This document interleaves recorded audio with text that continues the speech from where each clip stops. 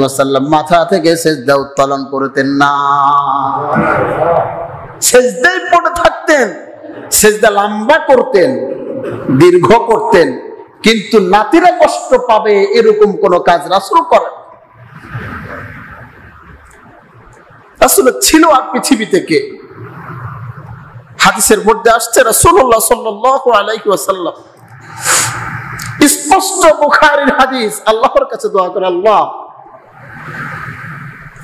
হাসান আর হোসেনকে উহিব্বাহু, আমি তাদেরকে ভালোবাসি, ফাউহিব্বাহ, আপনিও তাদেরকে ভালোবাসেন।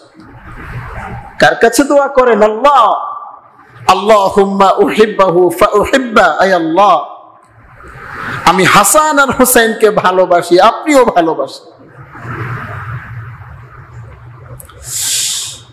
রাসূলুল্লাহ সাল্লাল্লাহু আলাইহি ওয়াসাল্লাম মাঝে মাঝে বসে থাকতেন, এমন সময় হাসান আর হোসেন আসতো, এসে রাসূলুল্লাহ সাল্লাল্লাহু আলাইহি ওয়াসাল্লামের ঘাড়ের মধ্যে চুমু খাইতো। বাচ্চারা খায় না? বাচ্চাদেরকে কোলে নিলে ঘাড়টাকে জড়াই ধরে, গলা জড়াই ধরে না, জড়িয়ে ধরে রাসূলুল্লাহ সাল্লাল্লাহু আলাইহি ওয়াসাল্লামের গলা ঘাড়ে চুমু খাইতো। রাসূলুল্লাহ সাল্লাল্লাহু আলাইহি ওয়াসাল্লাম হেসে দিতেন, হাদিসে আসছে, হেসে দিয়ে তাদের গলায়, তাদের মুখে, নাকে চুমু খাইতেন। সুবহানাল্লাহ।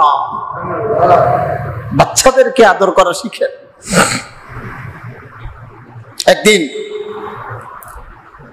একজন সাহাবী এসে, গ্রাম্য সাহাবী, সে এসে রাসূলুল্লাহ সাল্লাল্লাহু আলাইহি ওয়াসাল্লামের এই অবস্থা দেখে, নাতিদেরকে আদর করতে দেখে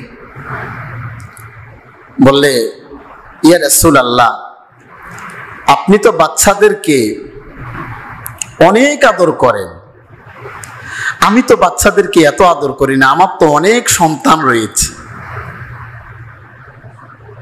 নবীজি সাল্লাল্লাহু আলাইহি ওয়াসাল্লাম হাদিসটা শোনার পরে বললেন, শোনো, তোমার মনের মধ্যে যদি আল্লাহ পাক রহম না করেন, দয়া না ঢালেন, তাহলে সেখানে তো আমার আর কিছু করার নাই।